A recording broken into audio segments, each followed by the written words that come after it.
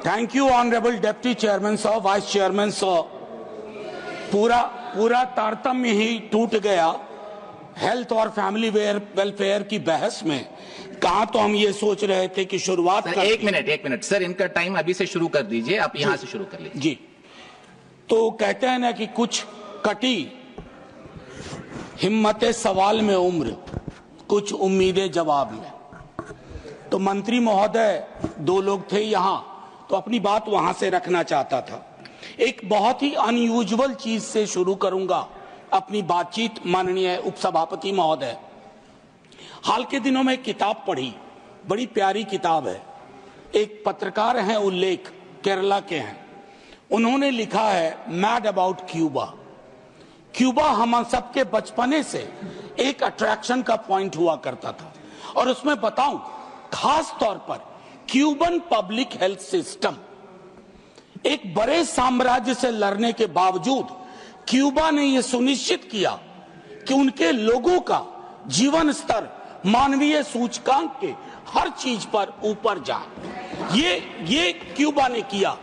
मैं एक छोटा उदाहरण दूंगा सर, एक आध 2 मिनट ले लूं तो माफ कर दीजिएगा सर। सहजन, जिसको मोरंगा भी कहते हैं, वो क्यूबा में नहीं होता था, लेकिन क्यूबन डॉक्टर्स ने रिसर्च करके बताया कि ये मेल न्यूट्रिशन को एड्रेस करने का बहुत महत्वपूर्ण साधन है, और कई तरह के रोग निरोधक तत्व हैं इसमें। सर केरला आई क्यूबा से टीम, तमिलनाडु गई और बेस्ट सीड्स लेकर के मोरंग के क्यूबा में गए, और आज क्यूबा में दर्जनों रिसर्च इंस्टीट्यूट हैं। मैं इसलिए कह रहा हूं कि आज हमारी जो हेल्थ सेक्टर की दिक्कतें हैं वो क्राइसिस ऑफ कैपिटलिज्म से भी पैदा हुई है। सर मैं कैपिटलिज्म का घनघोर विरोधी नहीं हूं, लेकिन मैं देख रहा हूं सरकार की अपनी कमेटी कह रही है कि 80% Reliance is on private sector. Sir एक नई व्यवस्था का जन्म हो रहा है, मेडिकल पॉवर्टी। लोग मेडिकल एक्सपेंस के कारण गरीब होते जा रहे हैं, और इसका दर्द मुझसे बेहतर कोई नहीं समझ सकता इस सदन में। सर प्रतिदिन हमारा एक काम, 2 काम बिहार के सांसदों के हैं। एक है रेलवे पीएनआर कंफर्म कराना, और दूसरा है एम्स में भर्ती करवा दो किसी तरह। ये व्यवस्थाएं क्यों हो रही हैं सर? पब्लिक हेल्थ इंफ्रास्ट्रक्चर को माननीय स्वास्थ्य मंत्री जी आ गए, मैं हाथ जोड़ के कहूंगा सर, पब्लिक हेल्थ इंफ्रास्ट्रक्चर अगर हमारा टूट गया, इस देश का सपना टूटेगा। इस देश के करोड़ों लोग कुछ नहीं सोच पाएंगे, क्योंकि हर कोई बड़े बड़े 5 सितारा अस्पताल में जाने की हिम्मत नहीं करता है, और करता भी है तो जमीन बेच करके। So violence against health care professionals, पूरे देश से ऐसी खबरें आ रही है, और यह भी इसी व्यवस्था की जनक है सर। इसी पूंजीवादी समाज की वजह से फार्मा इंडस्ट्री का कंट्रोल, फार्मा इंडस्ट्री का ग्रिप इतना जबरदस्त है, कई जगह पर तो सरकार बनाने बिगाड़ने लगे। उस संदर्भ में ये बात मैं रखना चाहता था। सर हमारे अपने सरोकार में स्टैंडिंग कमेटी की रिपोर्ट थी एनएमसी को लेकर के, जो चिंताएं थी, मैं चाहूंगा कि मैं उस पर विस्तार से ना जाऊं, आप खुद उसका, क्योंकि आपके पास वो रिपोर्ट है।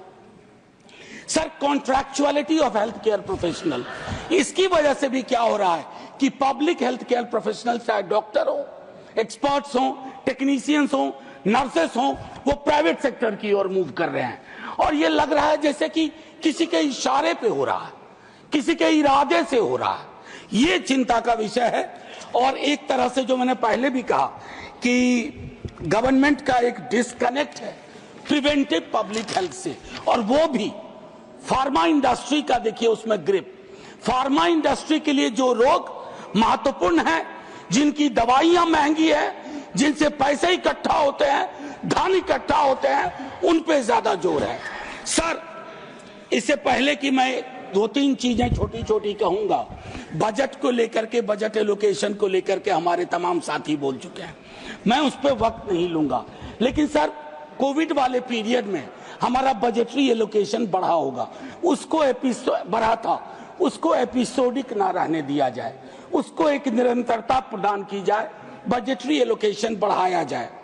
5% जीएसटी यूनिफॉर्म की बात हुई थी मेडिकल गुड्स एंड सर्विसेज पे, उस पर विचार करिए। सलाह दे रहा हूं सर, सलाह दे रहा हूं। आज एक सुबह संयोगवश 0 आवर में था और आप थे माननीय मंत्री महोदय। आशा वर्कर्स और बाकी स्कीम वर्कर्स जो इस देश की योजनाओं को ढोती हैं, पहुंचाती हैं गांव गली कूचे, उनका मानदेय मैं समझता हूं कि सर पीनट्स के बराबर भी नहीं है। हालांकि मैं मूंगफली की भी तौहीन नहीं करना चाहता, लेकिन मैं ये कहता हूं कि आपको उसको बढ़ाना होगा और रिटायरमेंट बेनिफिट तय करना होगा। पब्लिक प्राइवेट पार्टनरशिप को लेकर के भी कुछ मेजर अनाउंसमेंट नहीं है, खास करके टायर 2 और टायर 3 सिटीज में मेडिकल एजुकेशन के मसले को लेकर। शुक्रिया बहुत बहुत, आप कैसे समझ गई? शुक्रिया सर। टाइम हो जा रहा है।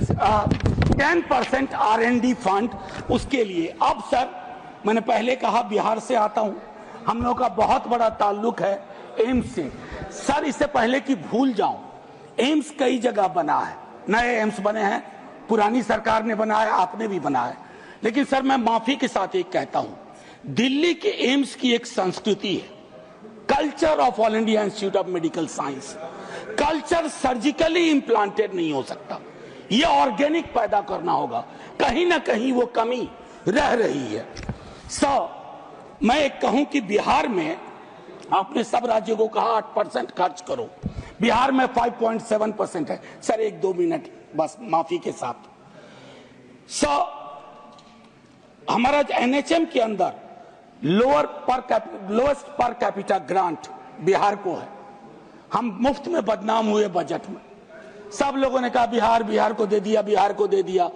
तो बिहार अक्सर मुफ्त हुए बदनाम वाली कैटेगरी में आ जाता है। वो 217 रुपए पर कैपिटा ग्रांट सबसे कम है देश में। कम्युनिकेबल डिजीज से का प्रिवेलेंस और उससे होने वाली डेथ में भी बिहार अव्वल नंबर पे है। मैं अक्सर आप लोग भी देखते होंगे कि देश में कहीं भी कोई मौत होगी तो आपको उसमें एक बिहारी जरूर मिल जाएगा। हमारी प्रिवेलेंस इतनी ज्यादा है, चाहे रोग का मामला हो, मौत का हो, ये सारी चीजें चिंता हमारी भी है सर। आपके ही निर्देश पे प्राइमरी हेल्थ सेंटर में कम से कम 4 से 6 बेड होने चाहिए। हमारे बिहार में सिर्फ 38% पीएचसी के पास ये हालात है। Sir 1-1.5 minute. माननीय सभापति महोदय, वाइस चेयरमैन साहब, कम्युनिटी हेल्थ सेंटर का शॉर्टफॉल बिहार में 71% है। बीच में छोटी अवधि के लिए हमारे नेता प्रतिपक्ष स्वास्थ्य मंत्री थे बिहार के, कई व्यवस्थाएं बदल दी थी। जो अस्पतालों में एक रौनक, एक वेलकमिंग एटीट्यूड होना चाहिए था, वो बहाल हुआ। सर एक टिप्पणी में हमारे संदीप जी ने भी की।